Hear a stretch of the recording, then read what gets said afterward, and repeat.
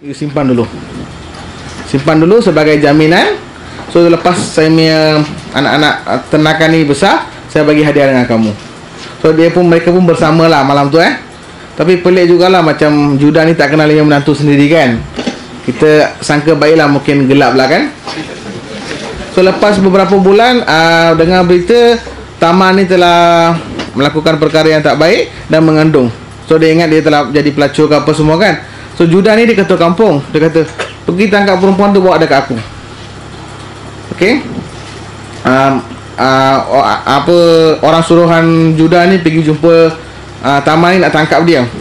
Tamar kata, sebelum tangkap aku, bagi ini 3 barang dengan kamu punya bos dulu. Kira bracelet, tongkat dan juga cincin tu kan. Bagi dulu dengan bos kamu. Bila sampai 3 barang ni, Judah tak boleh cakap apa. Ni semua barang aku. So ini berlaku semua maram tak? Cerita dia lagi panjang lah, tak nak ulas lagi Kemudian ada lagi panjang, dia melahirkan anak double. Anak ni berkati oleh Tuhan. Tak payah cerita lah.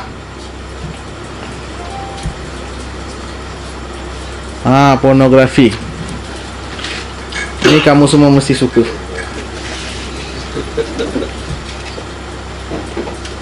Okay, sebelum kita lihat ayat-ayat pornografi itu dulu kan. Dalam Bible sendiri menyatakan all scripture which is given by inspiration of God and is profitable for doctrine, for reproof, correction, instruction, righteousness. Okay, so apa saja daripada Tuhan ni perlulah mengajar benda yang baik lah, senang cerita Okay, ini kamu kena buka sendiri. Buka Ezekiel chapter number 23. Cari Ezekiel E.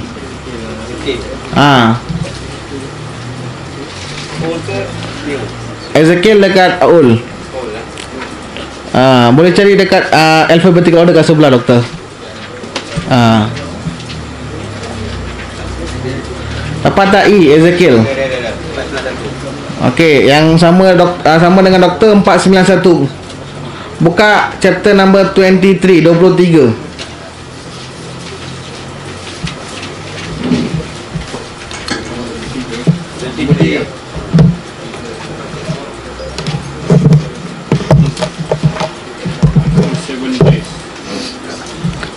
23, Ezekiel chapter number 23. And the word of the Lord came unto me. Nampak tak? Ini ayat dia. Ayat 23, ayat yang pertama. Dan kata-kata Tuhan sampai kepadaku, mengatakan, kira Nabi Ezekiel ataupun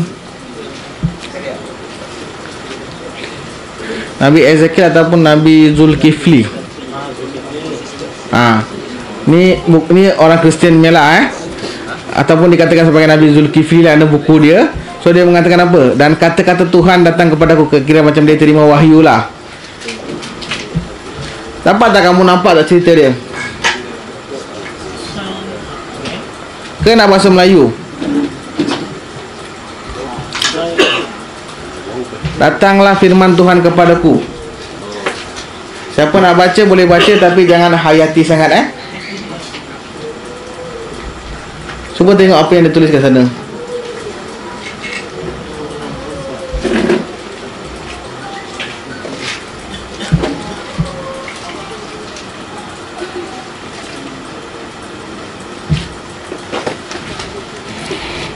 Okay, next. Ini sambungannya lagi.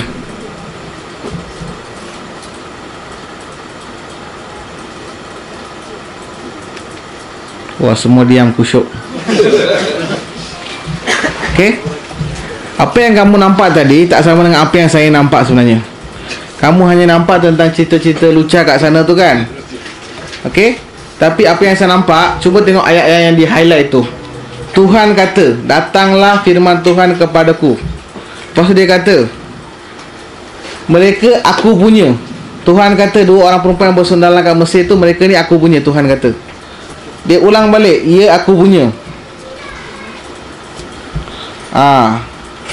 So ni nak cerita apa ni? Saya tak tahu macam mana nak terangkan lagi dah. Nampak tak? Bila kita tanya kan, kenapa macam ni lah ditulisnya dalam Bible dengan padri kan, dia kata ni sebenarnya sebagai pengajaran supaya orang tak buat. Saya nak tanya, kalau nak pengajaran pun takkan nak klik sampai macam ni sekali kan. Kalau macam tu kita bawa dia pergi pasar malam lah, beli semua CD-CD yang ada tu, buka kat church kan, tengok ramai-ramai, panggil anak isteri semua, tengok ramai-ramai. Jangan buat macam ni. Boleh tak?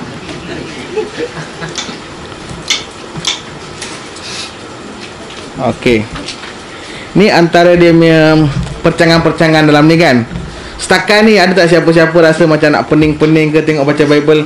Kita dah buka banyak muka surat kan? Ke ada siapa-siapa yang tak boleh mengucap hari ni? Ada tak? Okey. So kita boleh buktikan tak Bible ni bukan kalam Allah? Boleh Tak dengar?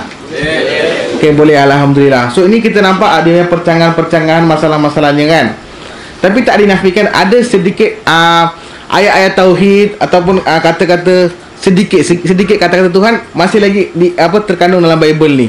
Okey? Yang tak betul kita tolak betul. Yang betul kita boleh terima kan? Sebab apa-apa saja yang kita baca, kita bandingkan dengan Al-Quran ataupun Al-Furqan. Kalau dia sama, kita boleh terima. Kalau dia berlainan, ketepikan. Sebab Al-Quran adalah sebagai Al-Furqan yang membezakan antara hak dan batil. Banyak ayat tauhid sebenarnya terkandung dalam Bible ni.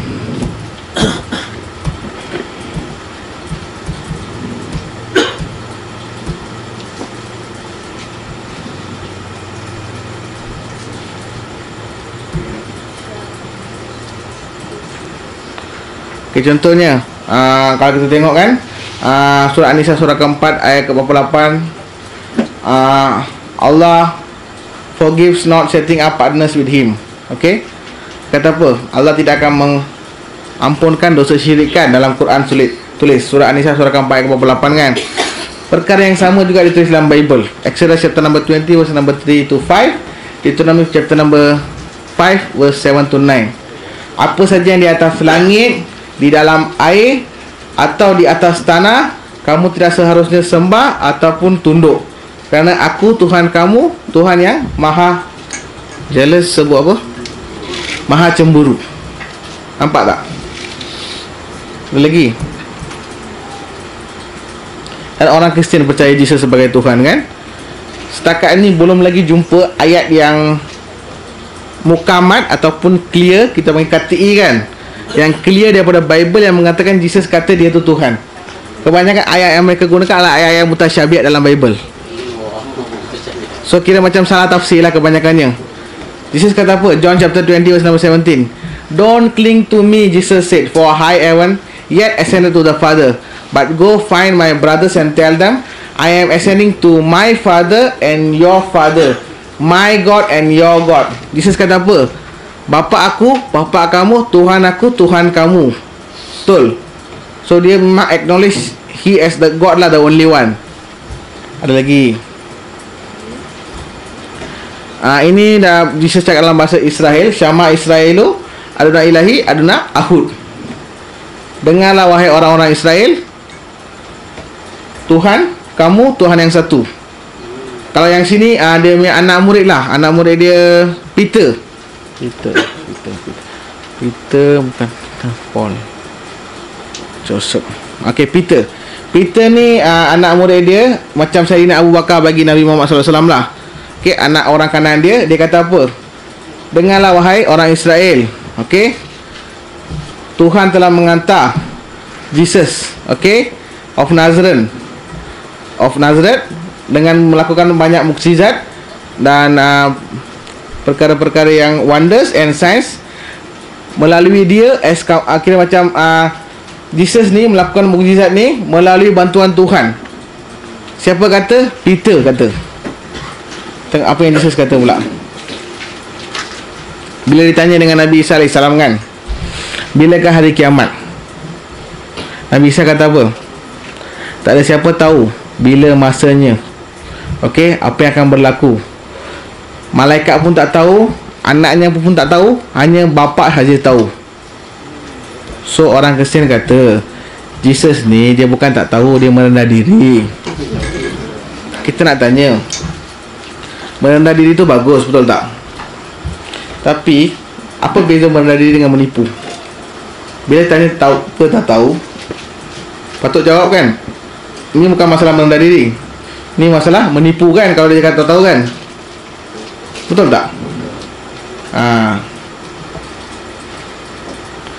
Jesus kata lagi, saya dengan diri saya tak boleh nak melakukan apa-apa.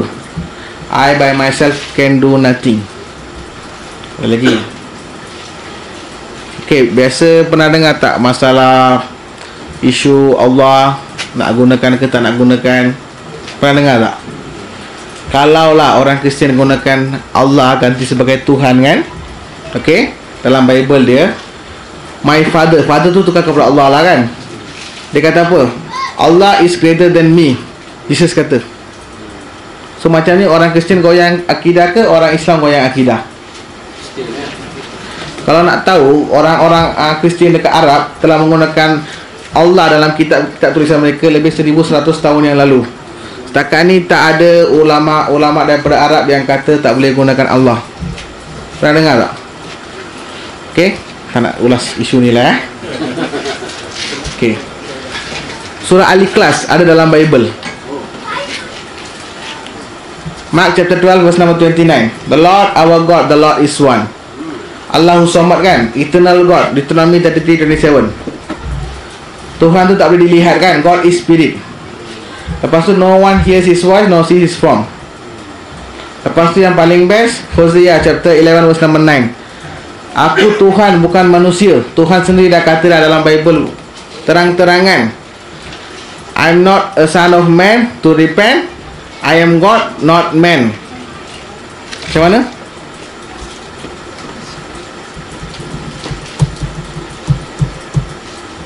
Okay.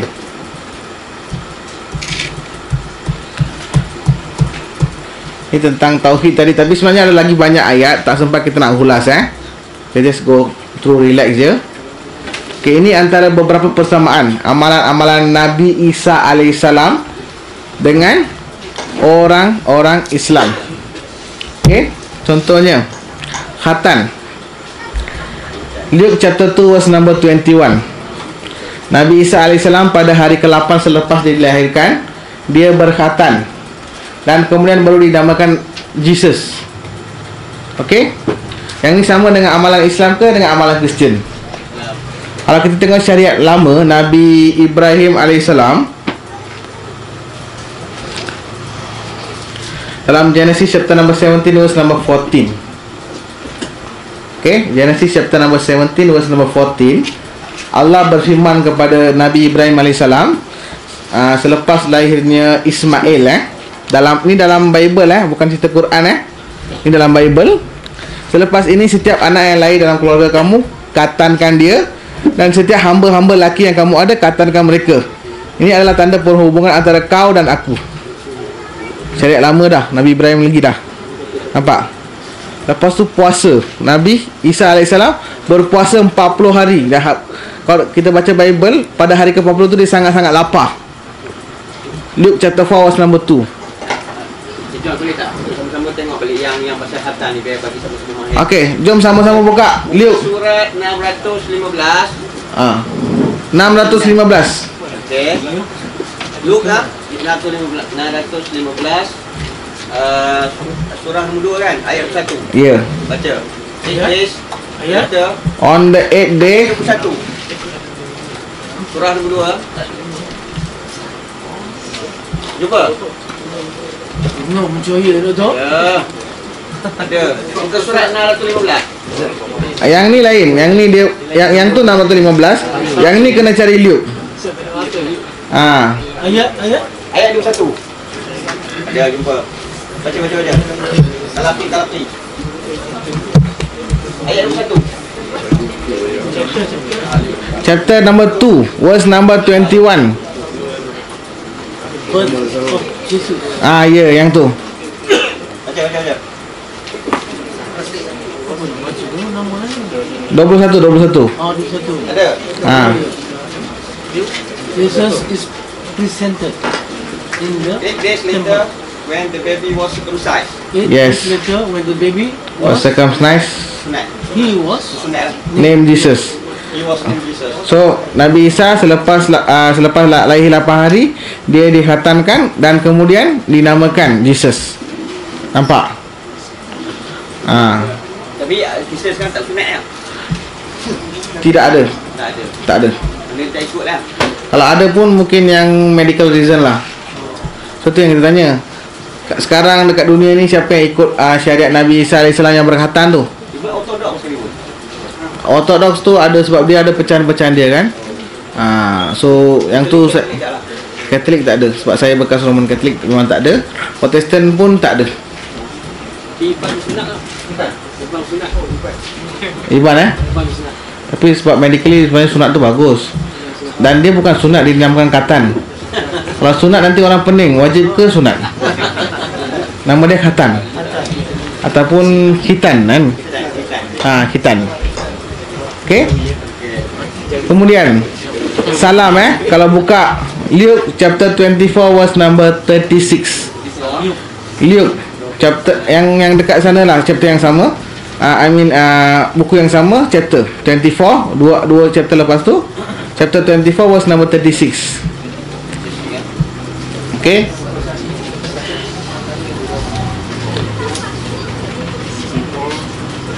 Nabi Isa AS bila jumpa dengan pengikut dia, setiap kali jumpa dengan pengikut dia Nabi Isa AS bercakap dalam bahasa Ibrani ataupun Aramaik.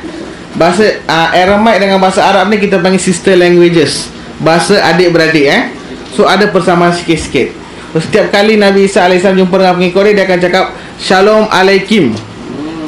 Mereka akan jawab balik Alaikum Shalom. Sama tak dengan Islam? Assalamualaikum, Waalaikumsalam.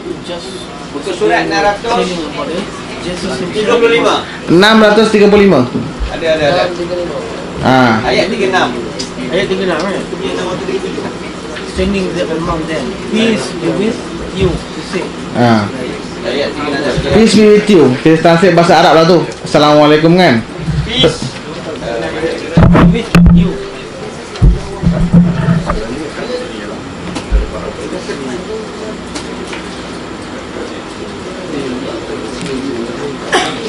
So nak tanya zaman sekarang ni orang Kristian bagi salam jawab salam ke orang Islam?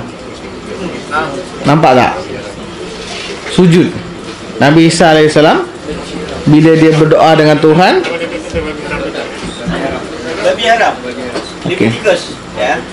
Leviticus bagian lama baru. Lama. Sujud dulu tu. Buku yang ketiga. Kita buka sujud dulu. Tengok sujud dulu. Sujud. Matthew chapter number 36 verse number 29. Matthew lama baru. Matthew ni baru. Tak, cuba cari kat sebelah. Yang sebelah tu kan, cari alphabetical M. Lagi senang.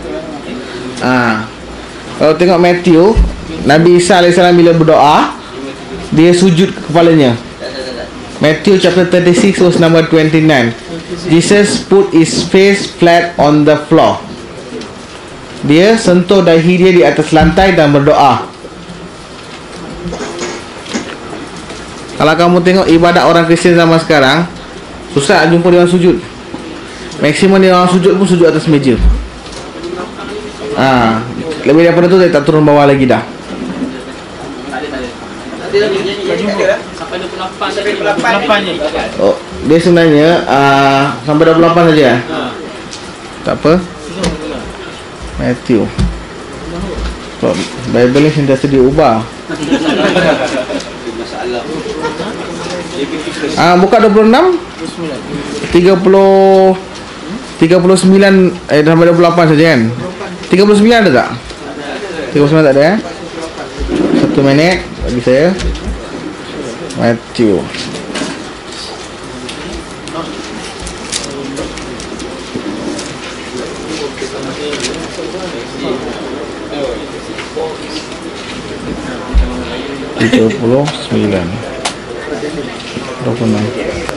Dia sebenarnya 26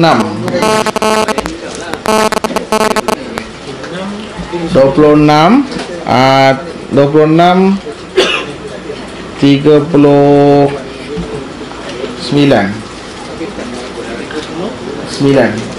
Even 26, 26, 39, yes. Dia berlaku sedikit kesilapan hari tu, belum diubah lagi. Nak testing berapa ramai orang yang buka Bible lagi. Okay. He went on the little father, go with his face to the ground. Yes. And going a little farther, he threw himself on the ground and prayed. Dia kalau tengok buku yang lain, dia punya perkataan lain lah. Dan yang saya baca hari itu, Jesus put his face flat on the floor. Dia bersujud. Sama lah dia jatuhkan dirinya di atas tanah dan bersujud lah. Nampak? Okay. Okay, lepas tu kita pergi kepada pengharaman babi. 67. Jangan kita dah jumpa dah. Surah yang ke-11. Ayat tu jangan. Muka surat 67. Okay, muka surat 67. The pig has given this. Surah ke-11 ayat ke 11, 5 dan 6 ayat 7 dan 8. So it is unclean. Jelas. Okey. Dengan jelasnya ditunjukkan apa? Unclean. Thou shalt not eat the flesh of the swine, because it is unclean for you. Thou shalt not even touch it. Kamu tak boleh makan daging khinzir sebab dia ini tak bersih, dan kamu tak boleh sentuh pun dia. Malazah. Mughalazah tak tulis lah. Okey. Okey. you may not eat. Nampak tak? Dengan jelas ditulis kat Bible kan? Sebenarnya bukan ayat ni, ada lagi 2 ayat lagi, iaitu Deuteronomy chapter number 14 verse number 8. Pasal pengharaman babi juga. Deuteronomy chapter number 14 verse number 8. Deuteronomy ni buku ke 5. Buku yang ke-5 Deuteronomy.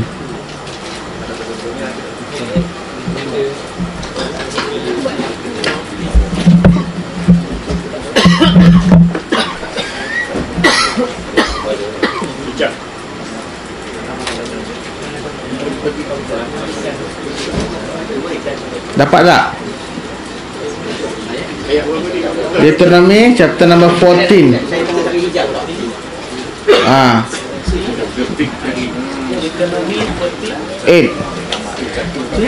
14:8. Deuteronomy 14:8. Tentang pengharaman babi juga. Kalau yang nak lambat cari tu boleh tulis dulu nota, nanti cari kat rumah ke. Pelan-pelan.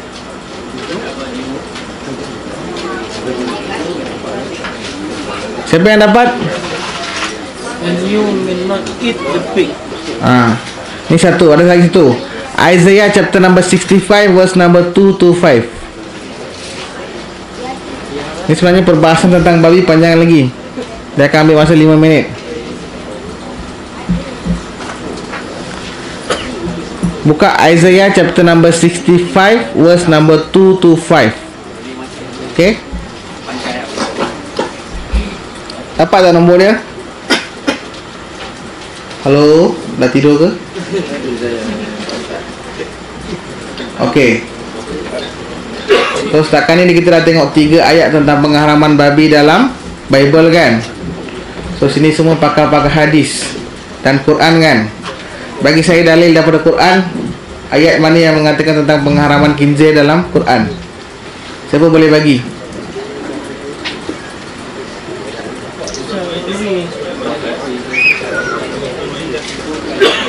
Tak dengar, kuat sikit. Saya nak dalil dia. Surah ke berapa dan ayat ke berapa? Surah Al-Maidah, surah ke-5, ayat ke? Tak dengar. Ayat ke-3. Okay, betul lagi. Itu yang pakai apps tu main tipu. Okay. Dia mulakan dengan surah Al-Baqarah surah kedua ayat 173, surah Al-Maidah surah ke-5 ayat ke-3, surah An'am surah ke-6 ayat 145, surah An-Nahl surah ke-16 ayat 115. Ni antara pengharaman babi dalam Quran. Nampak? Lepas tu tentang minum arak. Cuba tengok dalam Bible. Minum arak. Proverbs chapter number 20 verse number 1. Proverbs. Proverbs chapter number 20 verse number 1. 20. Yes.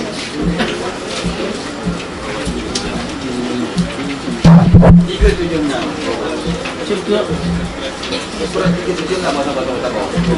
wine. Surat Ini tentang pengharaman ataupun tidak galakan tentang minum arak ni. wine produce mockers. Proverbs 20 20. Ayat pertama. Those that especially drink cannot be wine. Okey, siapa yang minum arak ni tak boleh jadi orang yang pandai lah. Alcohol.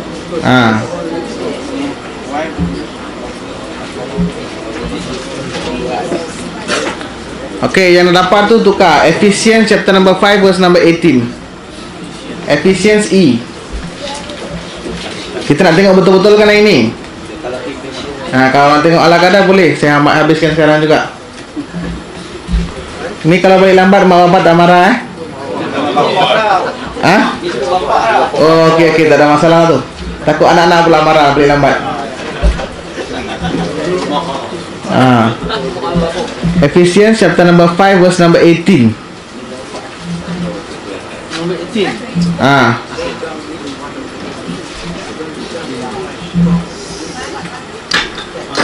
Don't be drunk with wine. Wah, dahsyat Cikgu Because they will run your life. Don't be drunk, betul? Yes. Okay, Genesis chapter number 9 verse number 21. Genesis yang buku yang pertama tadi. Cikgu dah hafal dah surah berapa tu. Genesis chapter number 9 verse number 21.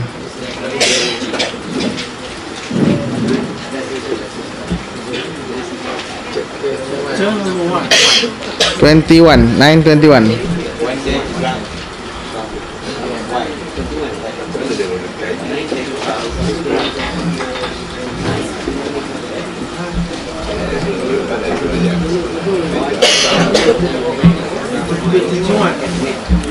Nak 9:21. Chapter number 9 verse number 21. Surat 47. 77. Oh, muka surat 7. One day he drank some wine, he had meat, and he became drunk and lay naked inside his tent. Okey. Bagus. Ini tentang Nabi Nuh alaihissalam di mana selepas dia dah habis bina kapal, banjir dah datang, banjir dah surut. Lepas tu ini fitnah atas nama Nabi lah kan kiranya. Nabi Nuh, di mana Nabi Nuh dia mula-mula menghasilkan minuman arak daripada anggur dan dia minum sampai mabuk dan anaknya telah dia telah minum sampai mabuk dan kira bogelkan diri dia dan anaknya telah mempersendahkan dia yang dalam keadaan tak berpakaian itu. Nampak? Leviticus chapter number 10 verse number 9.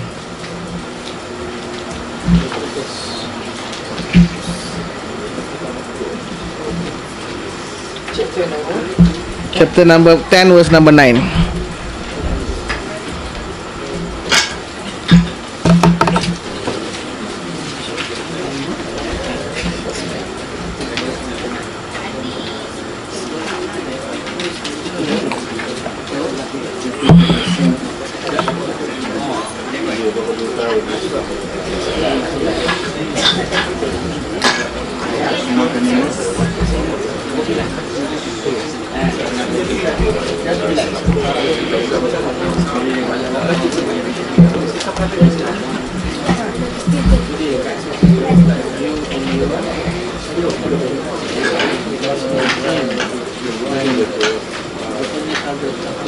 Tak dengar.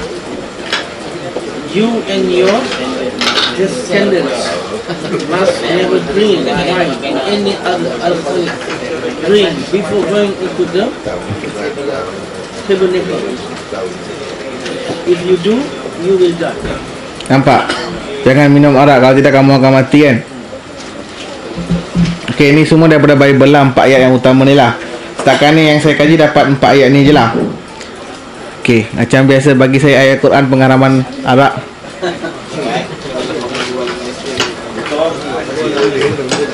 Saya tak pandai bahasa Arab, saya mu'alaf. Bagi saya nombor surah dengan nombor ayat.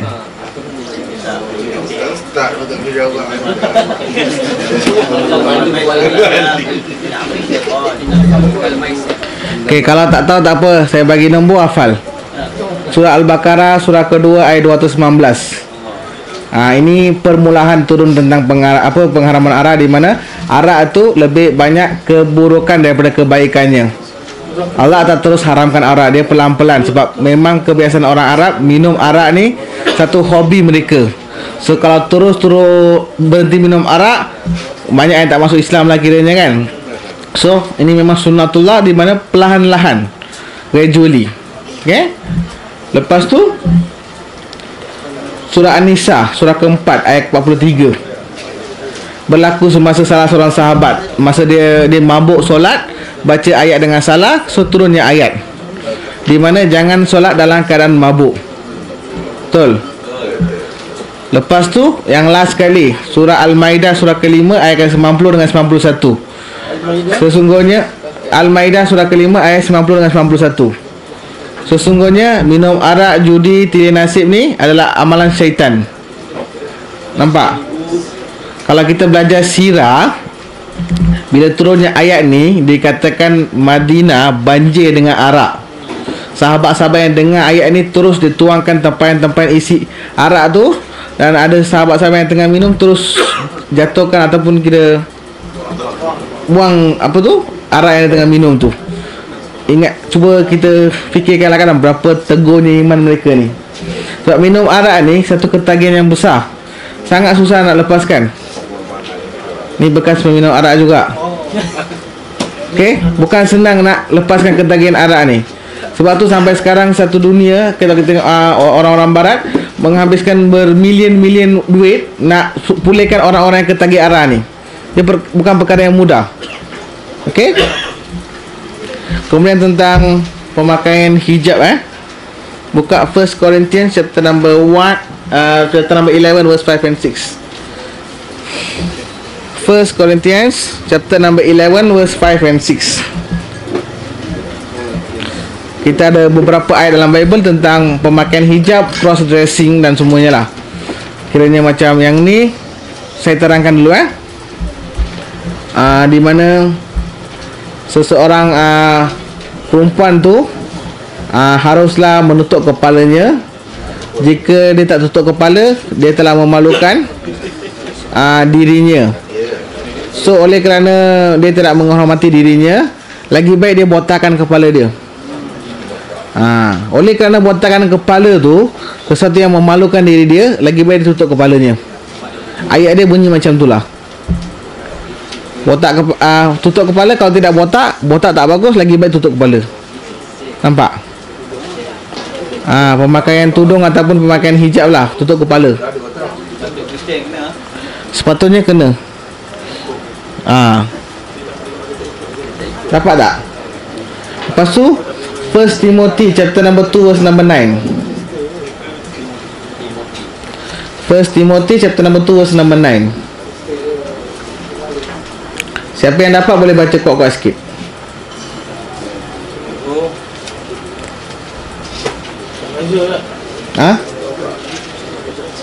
First Timothy chapter number 2 verse number 9.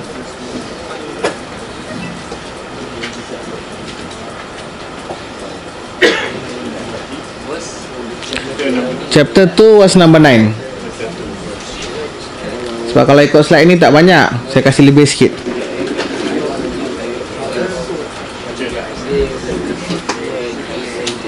Tak dengar.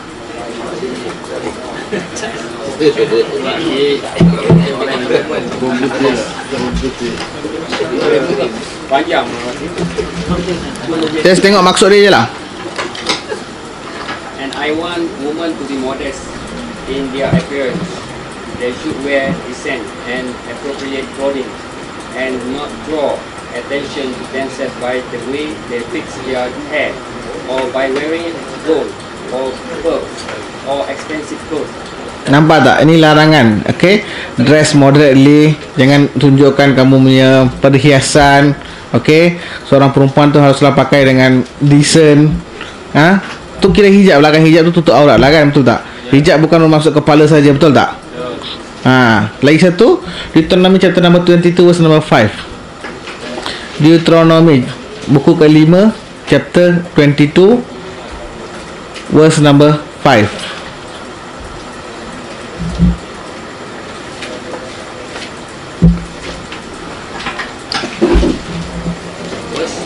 Number 5. Verse 5. Yes.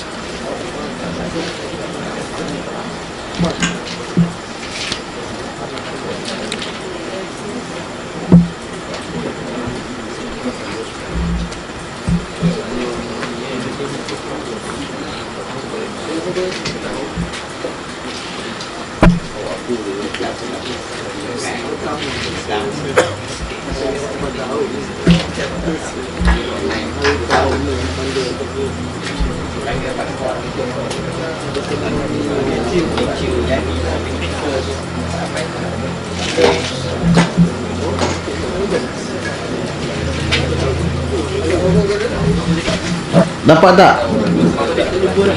Deuteronomy 22:5.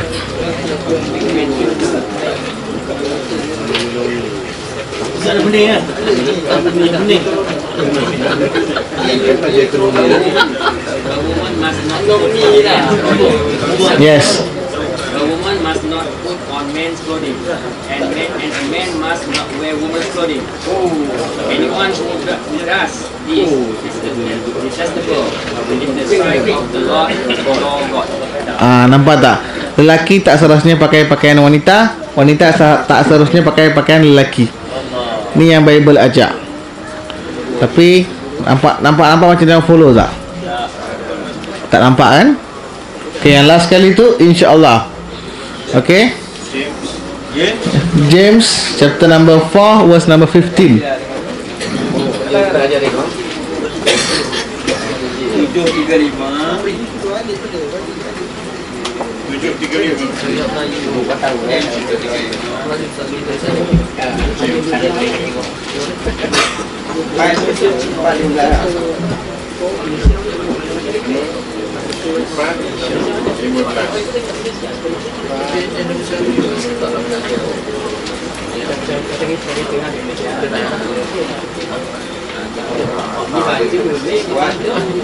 He says,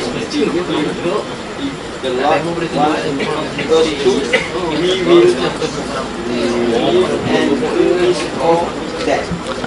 Sebenarnya kena mula daripada ayat 13. Look here. You say, today or tomorrow we are going to stay there a year. We will do Yes. there and make a profit. How do you know what you live will be like tomorrow? Okay, di mana? InsyaAllah. Sebut insya-Allah. Dia beberapa orang pemuda nak pergi berniaga, dia kata kita akan pergi sana berniaga dapat banyak duit. Mana kamu tahu apa yang akan berlaku? Nak buat apa-apa planning, cakap insya-Allah. Sama dengan teguran yang Nabi Muhammad sallallahu alaihi wasallam yang dapat. Surah Al-Kahfi surah ke-18 ayat ke-24. Betul tak? Okey. So saya rasa tak nak panjang-panjang sangat. Cukup Okey, cukup setakat ni. Ada apa-apa soalan tak? Kalau boleh tanya soalan yang senang-senang.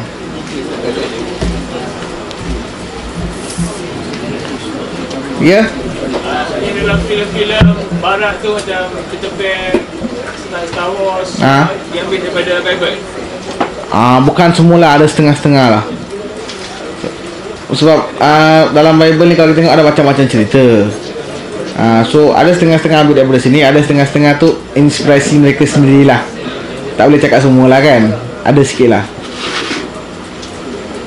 Ada soalan lagi?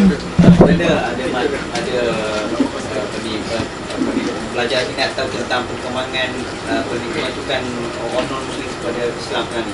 Okey. Trend dia. Alhamdulillah setiap tahun di Malaysia perkembangan masuk Islam. Alhamdulillah setiap tahun dekat Malaysia lebih kurang daripada dalam 10 tahun ni lah, lebih kurang setiap tahun 6 hingga 7,000 orang masuk Islam. Alhamdulillah tahun lepas kita pecah rekod 8,000 orang masuk Islam. Masa yang masukkan dalam Malaysia 8,000 orang masuk Islam. Alhamdulillah kita punya dakwah makin lagi berkembang lah. Perkembangan orang Islam masuk Kristian. Perkembangan orang Islam masuk Kristian, saya rasa ini semua salah tangkapan yang berlaku bila kamu pernah dengar pasal 1,000 orang padri Melayu datang ke Malaysia kat Port Dickson. Betul ke? Okey. Cerita ni dah mula tersebar lebih kurang 20 tahun lepas, semasa zaman SMS lagi. Kalau kita nak tahu, dekat Singapura rakyatnya hanya 8 juta sahaja, dan padri kalau kita kumpulkan semua padri di Singapura tak dapat 200 lebih. So mana nak cari 1,000 padri Melayu? Wallahualam. Kemungkinan besar ini dilakukan oleh syarikat-syarikat telco. Zaman dulu kan SMS sangat famous, dan alhamdulillah orang-orang Islam kita bila dapat mesej terus sebarkan. Betul tak? So alhamdulillah dia sebar sampai sekarang dah dekat 20 tahun kot. Sekarang dia upgrade sikit dengan gambar, dia keluar kat WhatsApp kan. Itu cerita yang pertama. Dan kedua, pasal cerita holy water mesti datang sekali kan. Minum holy water, tak boleh mengucap, lidah jadi keras, terus masuk Kristian. Ataupun holy water buat daripada kotoran wanita setiap bulan. Holy water ni adalah larutan sirap. Pertama, larutan sirap orang Melayu yang banyak minum, orang Kristian jarang minum. Kemudian holy water datangnya daripada Jabatan Bekalan Air. Kita tanya dengan padri, mana datangnya kamu punya holy water, macam mana kamu buat? Jabatan Bekalan Air hantar, kita masuk dalam tong, kita baca ayat-ayat suci. Sama macam orang Islam baca ayat Yasin tu kan. So mereka baca dalam ayat-ayat kitab Bible tu, sebab mereka pun tak boleh jampi bagi orang Kristian, mereka pun tak boleh jampi, tak boleh sihir, haram. So mereka hanya baca jampi-jampi biasa tu, yang ayat-ayat suci tu. Kemudian dia akan diletakkan dekat pintu-pintu di gereja. Setiap kali orang datang nak masuk untuk sembahyang, seminggu sekali ke apa, dia akan letak rendam jari sikit, in the name of the Father, the Son, Holy Spirit. Okey, itu satu. Kedua, akan dibotol-botolkan. Dan penganut-penganut Kristian tu kan, dia akan bawa botol, isi dalam tu, dia bawa ke rumah. Mungkin seminggu sekali ke 2 minggu sekali ke, dia akan percik-percik kat rumah tu lah. Dan bila bayi yang baru lahir dalam 5 bulan, 6 bulan, dia akan lakukan upacara pembaptisan, di mana kepalanya akan dibasahkan sikit dengan holy water tu lah. Itu sahaja. Dan holy water hanya dalam mazhab Roman Catholic, yang pakai padri yang pakai uniform tu kan. Hanya mazhab Roman Catholic sahaja yang gunakan holy water. Mazhab Protestan tak guna. Okey. Dan saya belum pernah dengar cerita tentang orang Kristian nak minum holy water. Orang Islam kita yang sibuk nak minum buat apa? Orang Kristian pun tak minum holy water, sebab dia dah tahu dah benda tu apa. Sampaikan ada seorang padri tanya dengan saya punya cikgu, wah kamu orang Islam hebat dah, kita orang Kristian pun tak percaya holy water ni ada kuasa, kamu percaya. Kalau kamu percaya holy water tu ada kuasa, boleh mensyirikkan, itu boleh jatuh syirik kepada kamu, sebab kamu percaya ada sesuatu benda lebih berkuasa daripada Allah. Surah Al-Fatih surah ke-35 ayat pertama, Allah mempunyai kuasa atas segala sesuatu. Nampak? Bila dia cakap Bible tak boleh sentuh akidah goyang ke, tengok salib akidah goyang ke, minum holy water boleh murtad ke, itu semua boleh jatuh syirik. Hanya Allah yang berkuasa. Okey? Dan isu salib pun kita ulas sekali lah kan. Isu salib, salib adalah hukuman mandatory pada zaman Nabi Isa AS. So oleh kerana Nabi Isa AS mati kerana dosa-dosa orang manusia dulu dan sekarang ni, orang Kristian mengingati dia dengan buat bentuk salib. Dan memperingati itu menjadi makin berkembang sampai sekarang dia bersujud dengan salib. Bayangkan kalau pada masa tu, wah kamera kat saya baru nampak. Bayangkan pada masa tu, hukuman mandatory dia hukuman gantung sampai mati. Orang Kristian tak buat macam ni lagi dah. Dia buat macam ni, pusing-pusing-pusing naik atas. Itu jadi ibadah dia. Nampak tak? Ataupun kalau dia buat dan Nabi Isa mati kursi elektrik ke apa kan, kalau ikut orang Kristian lah kan. So orang Kristian hari-hari ibadah dia macam ni, buat kursi. Okay. So ada apa-apa tak dengan salib? Tak ada apa-apa. Kalau tengok cerita wayang orang putih yang takut dengan salib ni, Dracula lah, dengan hantu lah. Tapi kat Malaysia orang kita pun takut juga. Kenapa? Masalahnya sebab apa? Sebab kita tak pernah belajar tentang benda ni. Satu, betul kan? So bila kita tak kenal sesuatu benda, kita memang takut dengan benda tu. Sebab tu saya sangat menggalakkan, kalau takut ataupun dengar apa-apa cerita yang tak betul tu, cuba kaji, tengok apa. Macam ilmu hadis ni kan, bila kamu belajar ni kan, kamu akan cari balik dari mana datangnya kan. Lepas tu tengok balik setiap satu perawi tu, boleh ke tak boleh kan.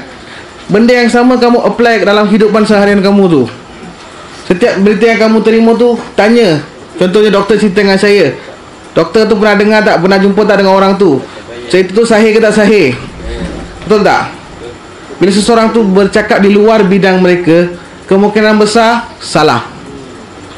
Contohnya seseorang tu kalau dia tu tukang masak, kamu tanya pasal macam mana repair kereta punya enjin tu, dia bagi jawapan mungkin taruh minyak masak kot. Faham tak? Apa kita patut buat? Quran kata fas'alu ala zik in kuntum ta'lamun kan. Tanya kepada orang yang pakar. Ayat berapa?